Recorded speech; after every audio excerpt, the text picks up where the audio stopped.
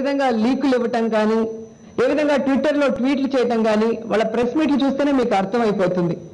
నిన్న 200 రోజులు పాదయాత్ర పూర్తి చేసుకున్న సందర్భంగా మరి దేశంలోనే ఏ రాష్ట్రంలో ఏ నాయకుడికి కూడా లేనంత ఆదరణ జగన్మోహన్ రెడ్డి గారికి ప్రజలు చూపిస్తుంటే తెలుగుదేశం పార్టీకి కంటి మీద కునికేలు లేకుండా పోయింది. సో ఏ విధంగానైనా మనం ప్రజల్ని మోసం చేయటమో తప్పుదారిన పట్టించో మరి ఏ విధంగా మరి వాళ్ళని మన వైపుకు తిప్పుకోవడానికి వాళ్ళు పడుతున్న అగచాట్లు చూస్తుంటే చాలా హాస్యాస్పదంగా ఉంది. ఒక్కొక్కరు ఒక్కొక్క రకంగా. ముఖ్యంగా లోకేష్ బాబు గారిని తీసుకోవాలి. ఆయన ట్వీట్లు ఈ మధ్య, ఎందుకంటే కెమెరా ముందుకు వస్తే తెలుగుదేశం పార్టీ పరువును తీస్తున్నాడు, తెలుగుదేశం పార్టీలో ఉన్న లొసుగులన్నీ తెలియకుండా బయట పెడుతున్నాడు. సో ఇలాంటి వారితో ట్వీట్లు పెడితేనే బెటర్ అని చెప్పి ఆయన కోసం ఒక 4గురిని అపాయింట్ చేసి ఆయన పేరు మీద ట్వీట్లు పెట్టించుకుంటున్నారో ఆయన పెడుతున్నారో నాకు అర్థం కాలేదు. కానీ ఈ ట్వీట్ చూస్తే మీకు మరోసారి అర్థమవుతుంది లోకేష్ అనేది పప్పు అని. ఎందుకంటే ఫ్లెక్స్ అనే కంపెనీ శ్రీ సిటీ SEZలో పెడుతున్నారు. SEZకి సంబంధించి మరి రాయితీలన్నీ కూడా కేంద్ర ప్రభుత్వమే ఇవ్వటం జరుగుతుంది, రాష్ట్ర ప్రభుత్వం ఏమీ ఇవ్వదు. కానీ మేము ఫ్లెక్స్ అనే కంపెనీ తీసుకొస్తే అన్ని పేపర్లో పెద్ద పెద్ద అక్షరాలతో రాశారు, కానీ సాక్షిలో చిన్నదిగా రాశారు, షేమ్లెస్ అంటున్నాడు. ఇతన్ని ఏమనాలో అర్థం కావట్లేదు నాకు. SEZ పెట్టింది రాజశేఖర్ రెడ్డి గారు. ఈరోజు SEZలోకి ఆ ఫ్లెక్స్ అనే కంపెనీ వస్తే కేంద్ర ప్రభుత్వమే రాయితీలు ఇస్తుంది, కానీ రాష్ట్ర ప్రభుత్వానికి ఎటువంటి సంబంధం లేనప్పుడు అవి రాయటానికి మీ పచ్చ మీడియా ముందుంటుందేమో కానీ సాక్షికి ఏం అవసరమని నేను అడుగుతున్నాను. ఇదిగో ఒప్పందం అంటే అదిగో పరిశ్రమ, ఇదిగో తోకంటే అదిగో పులి అని చెప్పి ఏమీ లేకుండానే ఈ 4 సంవత్సరాల్లో 3 పార్ట్నర్షిప్ సమ్మిట్లు జరిగితే 20 లక్షల కోట్లు పెట్టుబడులు తీసుకొచ్చామని మీరు చెప్పటం, దాన్ని పెద్ద పెద్ద అక్షరాల్లో మీకు సంబంధించిన పత్రికలు రాయటం మనం చూసాం. కానీ ఆ లెక్కల ప్రకారం చూస్తే కనీసం 20,000 కోట్ల రూపాయల పెట్టుబడులు కూడా రాలేదు. ఓన్లీ 16,933 కోట్లు మాత్రమే. అంటే మీ మాటలు చేతలు ఏ విధంగా ఉన్నాయో ప్రజలు అర్థం చేసుకోవాలి. ఇన్ని రోజులు పప్పు అంటే విటమిన్ ఉండే పప్పు అనుకున్నారేమో కానీ అసలు ఇది విటమిన్ ఉండే పప్పు కాదు, గన్నేరు పప్పు అనేది ఇప్పటికే చంద్రబాబు నాయుడుకి అర్థమైపోయింది. అండ్ ఇప్పుడు నేను వస్తుంటే టీవీలో చూశాను, కేసీఆర్ గారు కనకదుర్గమ్మకి ముక్కు పుడకని బహుకరించాలని వస్తే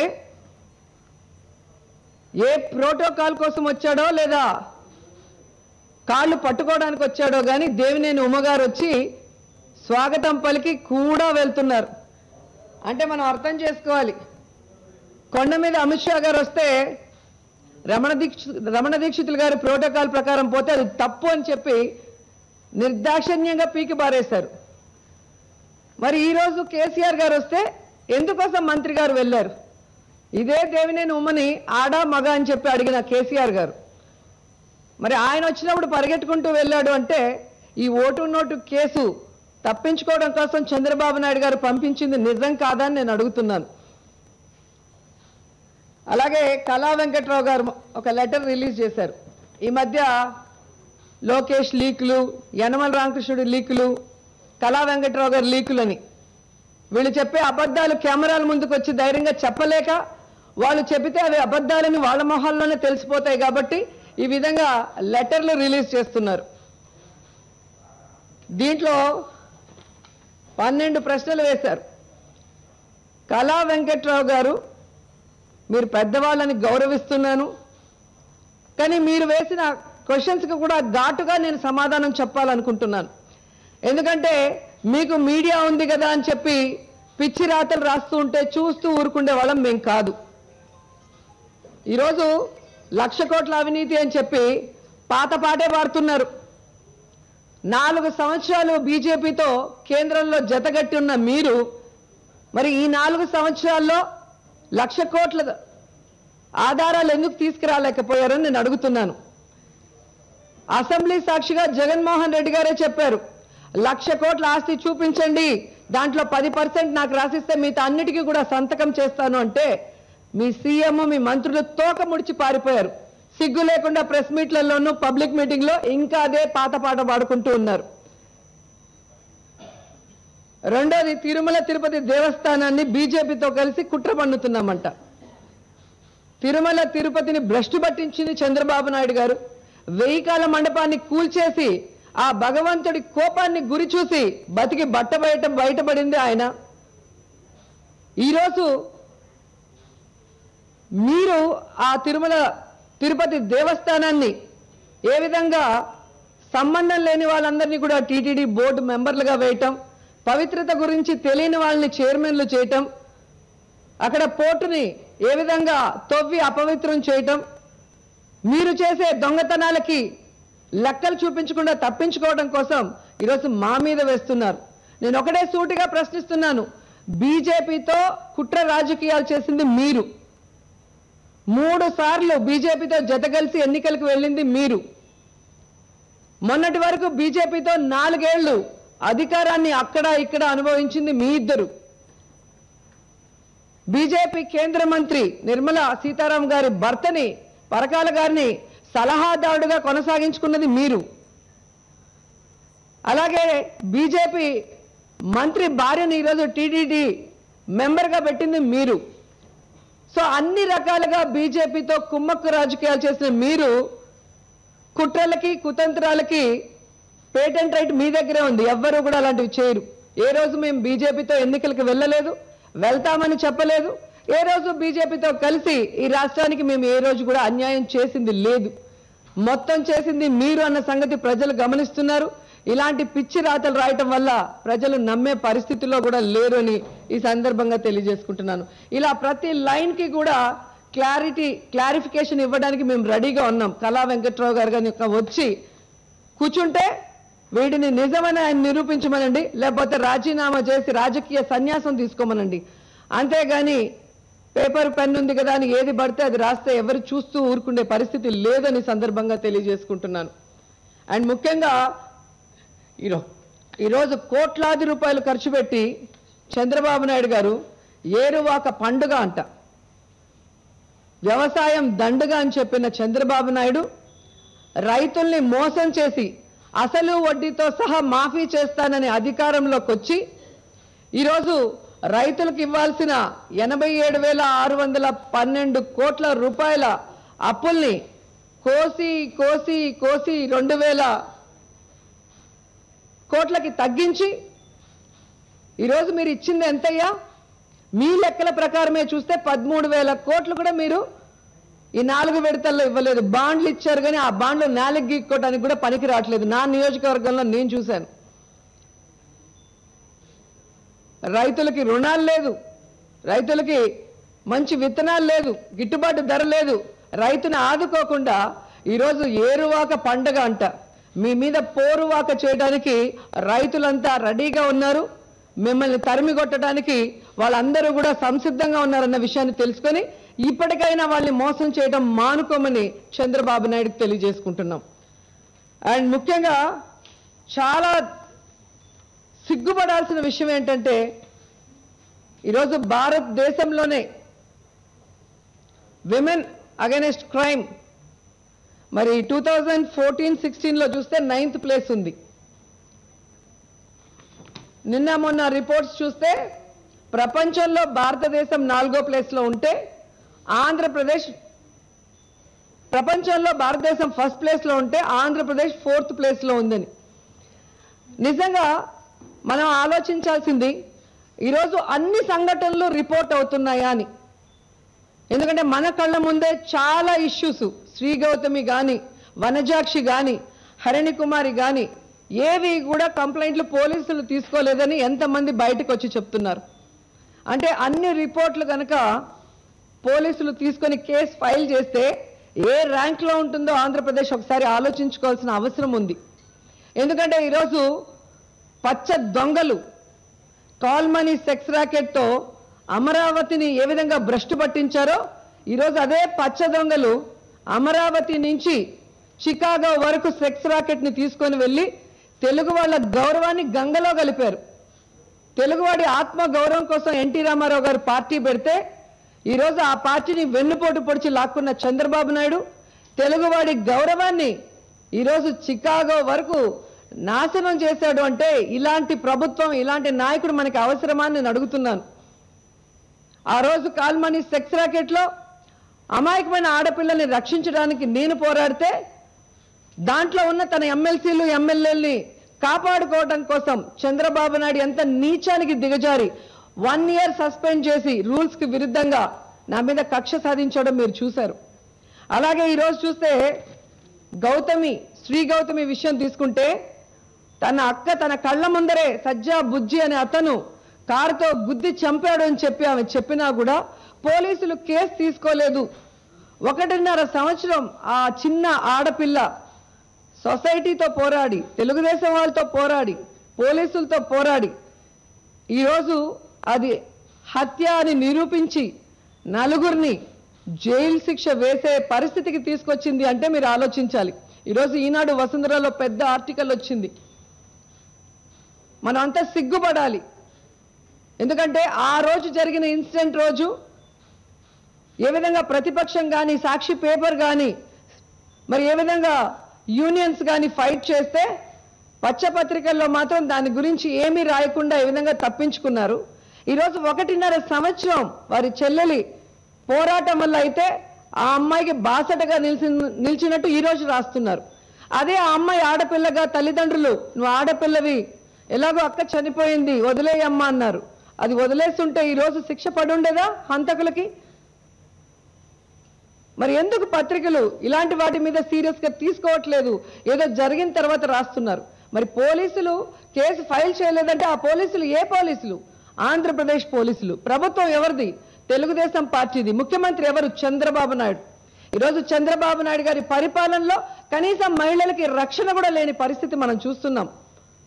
6 ఏళ్ళు 7 ఏళ్ళు 9 ఏళ్ళ ఆడపిల్లల మీద అఘాయిత్యాలు జరుగుతుంటే సిగ్గు లేకుండా ప్రతిపక్షం రాజకీయం చేసిందని దాచేపల్లిలో మాట్లాడతాడు. ఇక మీదట జరిగితే ఉరిదీస్తాను అన్నాడు. ఆ తర్వాత ఎన్ని జరిగాయి? వాటిలో తెలుగుదేశం పార్టీ నాయకులు ఉన్న విషయం మీకు తెలీదా నేను అడుగుతున్నాను. ఎక్కడైనా ప్రభుత్వంలో తప్పులు జరిగితే ప్రతిపక్షాలు ఎత్తి చూపిస్తాయి కానీ ఈ తెలుగుదేశం పార్టీ వాళ్ళు చేసిన తప్పులు ప్రజల కళ్ళల్లో పడకుండా తప్పించుకోవడం కోసం ఎవరో తప్పు చేస్తే వీళ్ళు కాపాడాలన్న ప్రయత్నం చేస్తున్నట్టు ర్యాలీలు దీక్షలు చేస్తుంటే జనాలు నవ్వుకుంటున్నారు.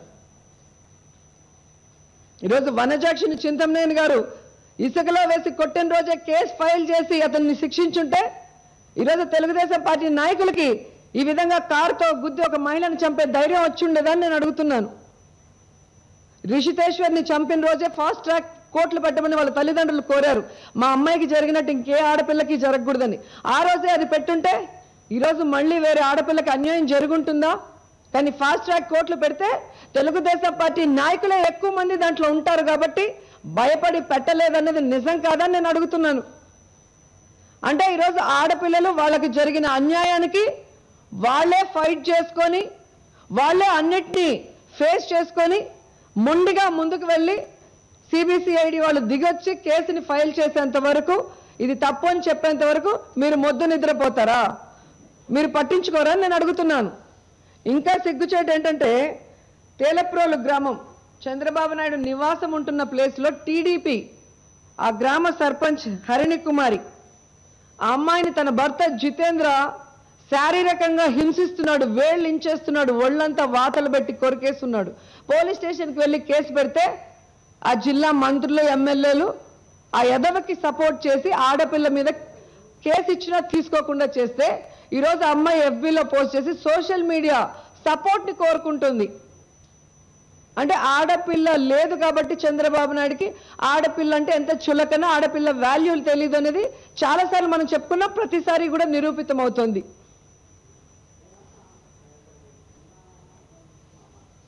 మహిళలందరూ కూడా ఆలోచించాల్సిన విషయం. మహిళలని, ముఖ్యంగా డ్వాక్రా మహిళల్ని అప్పుల పాలు చేసి బ్లాక్ లిస్టులో పెట్టి ఆర్థికంగా తొక్కేశాడు చంద్రబాబు నాయుడు.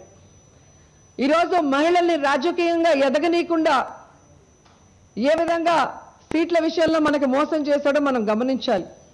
అలాగే ఆడపిల్లల్ని అప్పో సొప్పో చేసి చదువుకోవడానికి నారాయణ చైతన్య కాలేజీలకు పంపిస్తే వాళ్ళు ఆ పిల్లల్ని చంపేసి ఆత్మహత్యలుగా చిత్రీకరిస్తే ఒక్క కాలేజీ మీద కూడా కేసు వేయనీయకుండా నారాయణ ఇచ్చే డబ్బులకు అమ్ముడుపోయి చంద్రబాబు నాయుడు ఈరోజు ఆడపిల్లల తల్లిదండ్రుల కడుపు కోతకి గురి చేస్తున్నాడు. అవన్నీ కూడా మీరు గుర్తుపెట్టుకోవాలి. ముఖ్యంగా ఈరోజు ఇంతమంది తెలుగుదేశం పార్టీ నాయకులు 6 ఏళ్ళు 9 ఏళ్ళ ఆడపిల్లలను చూడకుండా రేప్ చేసినా, లేదా శ్రీ గౌతమి లాంటి అమ్మాయిల్ని వేటాడి వెంటాడి కార్లతో గుద్ది చంపినా, రిషితేశ్వరి లాంటి వాళ్ళని ఇసుకలో వేసి కొట్టి ఇంటికి పిలిచి సెటిల్మెంట్లు చేసి ఈ విధంగా మనకి అన్యాయం చేస్తున్న చంద్రబాబు నాయుడిని, ఆ తెలుగుదేశం పార్టీ నాయకుల్ని ఎన్నికల సమయంలో ఇంటి ముందుకు వస్తే మొహమాటం లేకుండా తరిమి కొట్టమని మహిళలందరినీ కోరుకుంటున్నాను. ఎందుకంటే ఇలాంటి వాళ్ళు మళ్ళీ అధికారంలోకి వస్తే మహిళ అన్న పదాన్ని మనం వినలేము. అసలు మహిళలను చూసే పరిస్థితి కూడా ఉండవేమో అనిపిస్తుంది. ఈరోజు మదమెక్కిన తెలుగుదేశం పార్టీ నాయకులు అలాగే వారి ఖజానా నింపడం కోసం మద్యాన్ని విపరీతంగా ప్రవహింప చేయడం వల్ల, ఈ మద్యం తెలుగుదేశం పార్టీ నాయకుల దౌర్జన్యం వల్లే ఆడవాళ్ళకి రక్షణ లేకుండా పోయిందనేది మనం అర్థం చేసుకోవాల్సిన విషయం. ఎందుకంటే రాజ్యసభలో కూడా విజయసాయి రెడ్డి గారు ఒక క్వశ్చన్ వేస్తే ఈ విధంగా మేము చూస్తున్నాం, ఆడవాళ్ళ మీద అఘాయిత్యాలు ఎక్కువగా జరుగుతున్నాయని చెప్పి చాలా స్టాటిస్టిక్స్ వస్తున్నాయి, వీటిలో నిజం ఎంత అని అడిగితే ఆంధ్రప్రదేశ్ అండ్ తెలంగాణలో 9.4% of the crime against women as per data available in NCRB report.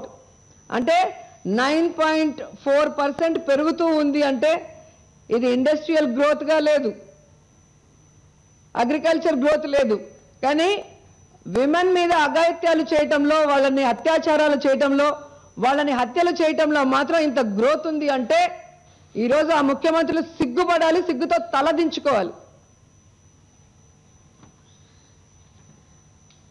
And నిన్న స్టీల్ ప్లాంట్ కోసం ఇప్పుడే స్టీల్ ప్లాంట్ ఇష్యూ గుర్తొచ్చినట్టు సీఎం రమేష్ గారు మరి నిరాహార దీక్ష చేయడం మనం చూసాం.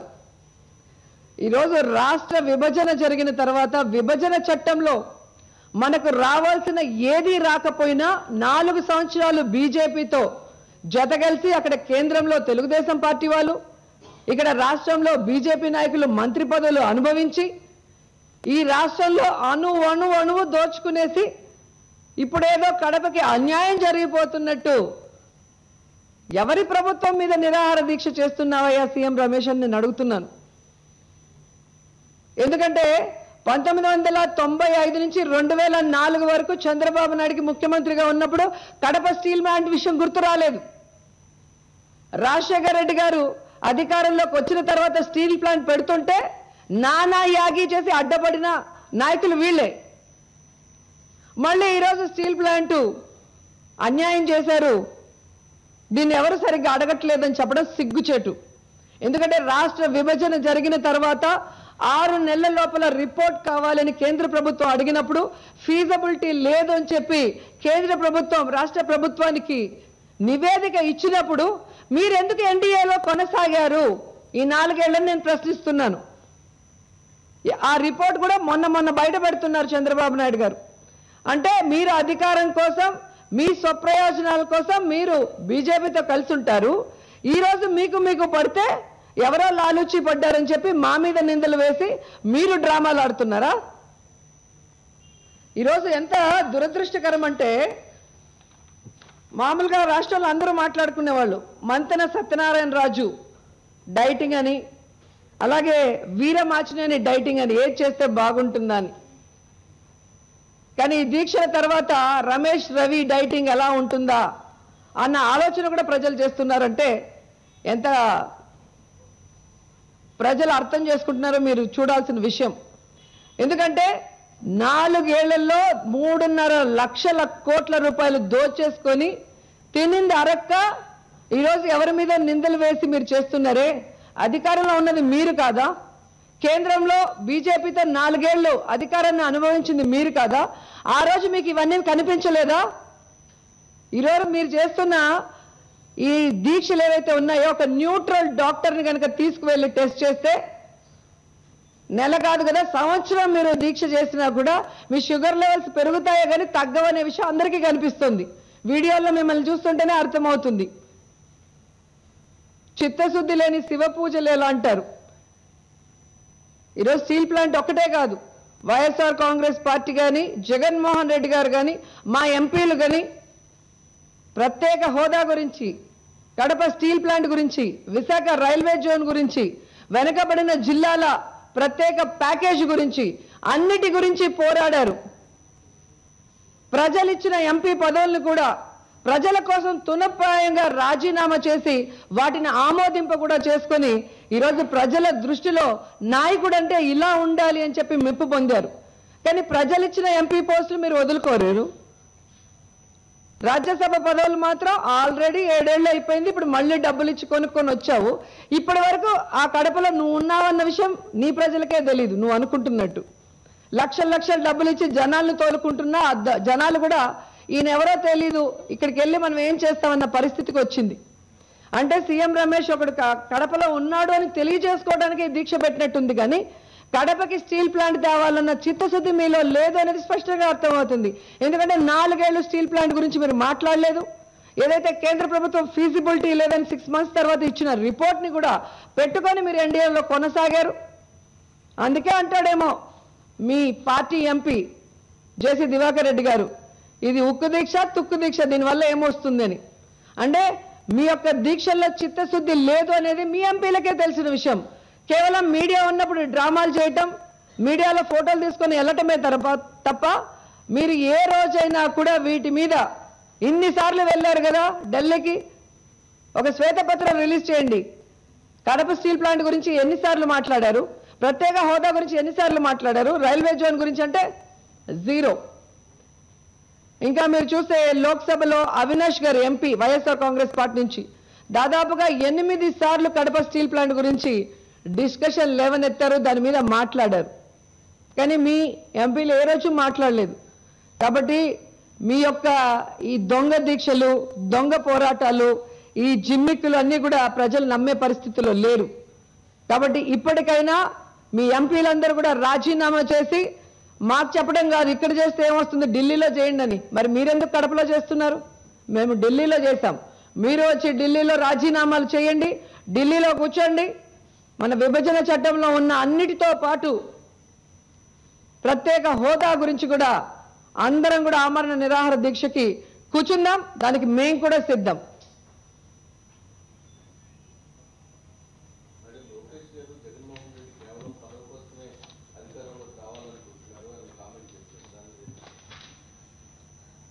వార్డు మెంబర్గా కూడా గెలవలేని లోకేష్ ఈరోజు తండ్రి ముఖ్యమంత్రి కాబట్టి దొంగదారిన ఎమ్మెల్సీ అయిపోయి మంత్రి అయిపోయి పదవుల కోసం ఈయన ఆరాటపడుతున్నారా, జగన్మోహన్ రెడ్డి గారు ఆరాటపడుతున్నారా అని ప్రజలకు అర్థమైంది. దీనికి అర్థం కాకపోతే ట్యూషన్ పెట్టి చెప్పించుకోమనండి. ఎందుకంటే ఈ రోజు వరకు కూడా అధికారం కోసం పొత్తుల కోసం పోవటమో, అబద్ధపు వాగ్దానాలు చేయటమో, లేదా ఏదో ఒక విధంగా అధికారంలోకి రావటానికి డబ్బునో మందునో ప్రవహింపజేయాలన్న ఆలోచన ఏ రోజు జగన్మోహన్ రెడ్డి గారికి లేదు. ఏదైతే రాజశేఖర్ రెడ్డి గారి ఆశయాలను బ్రతికించాలి, రాజశేఖర్ రెడ్డి సంక్షేమ కార్యక్రమాలన్నీ ప్రజల్లో ముందుకు వెళ్ళాలన్న ఆశయంతోనే ఈ పార్టీ పెట్టారు. అదే ఆశయంతో ఇన్నేళ్లు కూడా కొనసాగిస్తున్నారు. ఎన్ని కుట్రలు కుతంత్రాలు తెలుగుదేశం పార్టీ పన్నినా కూడా ఆయన ఎదుర్కొంటూ ప్రజా నాయకుడిగానే ముందుకు వెళ్తున్నాడు. కానీ పదవుల కోసం కాదనేది ప్రజలు అర్థం చేసుకున్నారు. కాబట్టి పదవుల కోసం 650 హామీలు ఇచ్చి ఈరోజు వాళ్ళ మేనిఫెస్టోని కూడా తీసేసుకున్న చేతగాని దద్దమ్మలు. ఎందుకంటే ఆ మేనిఫెస్టో ఉంటే ఇది ఎందుకు చేయలేదు, అది ఎందుకు చేయలేదని ప్రజలు అడుగుతారని. మళ్ళీ సిగ్గు లేకుండా ఈరోజు సోషల్ మీడియాలో 99% మేము పూర్తి చేసేసాము హామీలు అంటారు. ఈరోజు నేను లోకేష్కి సవాల్ చేస్తున్నాను, 99% మీ మేనిఫెస్టోలో మీరు నెరవేర్చారు అని మీరు ప్రూవ్ చేయండి. 95% ప్రూవ్ మీరు చేయలేదని నేను ప్రూవ్ చేస్తాను. రమ్మండి, బహిరంగ సవాల్ లోకేష్ గారికి. కాబట్టి రాజకీయం తెలియకుండా, ప్రజల మీద అభిమానం లేకుండా, కేవలం తన తండ్రి ముఖ్యమంత్రిని అధికారంలోకి వచ్చి కూర్చొని ఆటలాడుతూ ఇష్టం వచ్చినట్టు మాట్లాడటం కాదు. ప్రజల్లోకి వెళ్ళి ప్రజల కష్టాలు తెలుసుకొని ఆ కష్టాలని తీర్చాలన్న ప్రయత్నం చేసినప్పుడు జగన్ గారు ఏంటో లోకేష్కి అర్థమవుతుంది.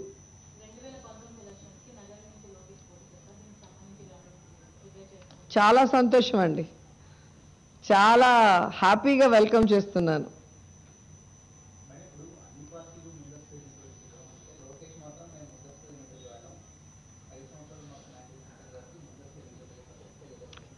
అంటే లోకేష్కి అర్థమైపోయింది ఇక భవిష్యత్తులో మనం అధికారంలోకి రాలేం కాబట్టి ఆ చివరి నిమిషం వరకు కూడా అధికారాన్ని అనుభవించి రాష్ట్రాన్ని దోచుకొని సింగపూర్లో సెటిల్ అయిపోదామన్న ఆలోచన ఉంది కాబట్టి అలా చెప్పుంటాడు. ఎందుకంటే వాళ్ళు చెప్పిన మేనిఫెస్టోలో 99% పూర్తి చేసి ఉంటే లేదా ప్రజలు వాళ్ళకి సుముఖంగా ఉంటే వైఎస్ఆర్ కాంగ్రెస్ పార్టీ నుంచి తీసుకెళ్లిన ఎమ్మెల్యేలతో రాజీనామా చేయించేవాళ్ళు, ఎన్నికలకు వచ్చేవాళ్ళు, లేదా మన పార్టీలోంచి తీసుకెళ్లిన ఎంపీలతో రాజీనామా చేయించి ఎన్నికలకు వచ్చేవాళ్ళు, లేదా మొన్న వైఎస్ఆర్ కాంగ్రెస్ పార్టీ ఎంపీలు ఈ రాష్ట్ర భవిష్యత్తు కోసం రాష్ట్ర ప్రయోజనాల కోసం రాజీనామా చేసి ఆమోదింపు చేసుకున్నప్పుడు వాళ్ళు కూడా పోటీగా చేసి ఆమోదింపు చేసుకుని ప్రజల్లోకి వచ్చి ఉండేవాళ్ళు. కానీ ప్రజల్లో వాళ్ళకి ఏ మాత్రం కూడా సపోర్ట్ లేదు. వీళ్ళు చేసిన తప్పులన్నిటికీ కూడా ప్రజలు ఉడికిపోతూ ఎప్పుడు ఎన్నికలు వస్తాయని ఎదురు చూస్తున్నారు. కాబట్టే చివరి నిమిషం వరకు అధికారాన్ని అనుభవించి కుటుంబ సమేతంగా సింగపూర్కి చెక్కేద్దామన్న ఆలోచనలో ఉన్నట్టున్నాడు. అందుకే ముందు రానంటున్నాడు.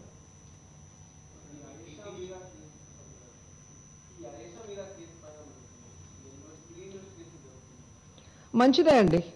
ఒకవేళ ఏదైనా అనుమానాలు ఉండి రీఇన్వెస్టిగేషన్లో వేరెవరైనా నిందితులు ఉన్నారనుకుంటే మహిళలకు మేము ఎప్పుడూ కూడా సపోర్టే. ఆ ఇష్యూ మీద కూడా నేనే ఫైట్ చేశాను చాలా రోజుల వరకు. ఇప్పుడు ఈ అమ్మాయి ఒక ఇండిపెండెంట్, ఒక అమ్మాయి ఇన్స్పిరేషన్ చూశారు కదా, గౌతమి వాళ్ళ సిస్టర్. ఆ విధంగా ఎవరో ఒకరు బయటికి రావాలి. మహిళకు ఒక అన్యాయం జరిగినప్పుడు మన పార్టీయా, ఎదుటి పార్టీయా, లేదా కాలేజ్ స్టూడెంట్ అని చూడకుండా ఎక్కడికి అక్కడ సమాజంలో అంటే సొసైటీలో ఉన్న వాళ్ళు కూడా దీని మీద రియాక్ట్ అయిన రోజే నేరస్తులకు ఒక భయం ఉంటుంది. లేదు అతను టీడీపీ జడ్పీటీసీ కదా, మన ఏమన్నా చేస్తారేమన్నా భయపడితే ఈరోజు అతను అరెస్ట్ అయ్యే పరిస్థితి ఉండదు. కాబట్టి విమెన్కి ఏదైనా జరిగినప్పుడు విమెన్ మాత్రమే కాకుండా మగవాళ్ళ సపోర్ట్ కూడా కావాలి. ఎందుకంటే మిమ్మల్ని కన్నది ఒక తల్లి, మీతో జీవితాన్ని పంచుకుంటూ మీ యొక్క కుటుంబాన్ని పెంపొందించేది మీ భార్య, మీకు ముద్దుల కూతురు ఉంటుంది. మీకు ఇష్టపడిన వాళ్ళందరూ కూడా లేడీస్ ఉన్నారు కాబట్టి మగవాళ్ళు కూడా మహిళ ఇన్సిడెంట్ జరిగినప్పుడు సపోర్ట్ చేయాలని జగన్ గారు చెప్పారు. రిషితేశ్వర్ ఇష్యూ జరిగినప్పుడు కానీ చాలా ఇష్యూస్లో కూడా ఆడవాళ్ళకి అన్యాయం జరిగితే అది ఆడవాళ్ళ ఇష్యూ అని చెప్పి అన్ని పార్టీలు అనుకున్నట్టు మనం అనుకోకూడదు. మనకి ఇష్టమైన వాళ్ళు మన తల్లి, భార్య, బిడ్డ కూడా ఆడపిల్లలే కాబట్టి మగవాళ్ళు కూడా దీనికి రియాక్ట్ కావాలని ప్రతిసారి కూడా ఆయన చెప్పడం జరుగుతుంది. అందుకే ఏ ఇష్యూ జరిగినా కూడా వెంటనే మనం స్పందించడం జరుగుతుంది. వీళ్ళు కూడా ఈ శ్రీగౌతమి ఫ్యామిలీ కూడా జగన్ గారిని పాదయాత్రలో కలిశారు.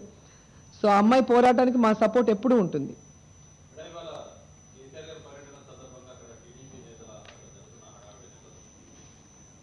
చెప్పండి.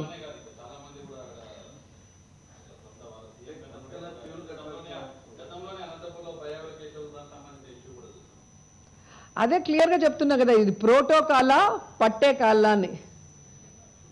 ఓటు నోటు కేసులో వాళ్ళ నాయకుడు ఇరుక్కుపోయాడు కాబట్టి ఆయన బయటపడితేనే వీళ్ళందరికీ బతుకుంటుంది కాబట్టి ఆయన కోసం వీళ్ళందరూ కూడా అడుగడుగున అడుగులకు మొడుగులు ఒత్తుతూ తిరుగుతున్నారు. అండ్ ఆశ్చర్యకరమైన విషయం ఏంటంటే ఉమా ఆడ మగ అని అడిగిన కేసీఆర్ గారు ఆ రోజు ఎగిరి దూకాడు ఉమా. మరి ఈరోజు ఎలా సిగ్గు లేకుండా వెళ్ళడం మనకి అర్థం కావట్లేదు. ఒక పూజారి ప్రోటోకాల్ అని అమిత్ షాకి వెళ్తే ఎంత పెద్ద ఇష్యూ చేసి నిర్దాక్షిణ్యంగా సస్పెండ్ చేసిన వీళ్ళు మరి ఈరోజు ఏ విధంగా వెళ్ళారు? మరి వీళ్ళు దీనికి ఆన్సర్ వీళ్ళు చెప్పాల్సిన అవసరం ఉంది.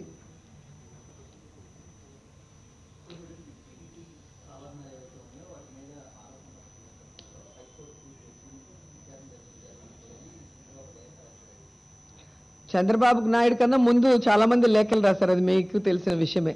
ఎందుకంటే టీటీడీలో లెక్కలు తేలక చాలా మట్టుకు స్వాహా చేసేస్తుంది తెలుగుదేశం పార్టీ అనే ఆరోపణ ఉంది. అండ్ ఆయనకి భగవంతుడి మీద నమ్మకం లేదు అని. ఈ వీడియోపై మీ విలువైన కామెంట్స్ ని మాతో షేర్ చేసుకోండి. అండ్ ఇంకో విషయం, సబ్స్క్రైబ్ చేయడం మర్చిపోకండి.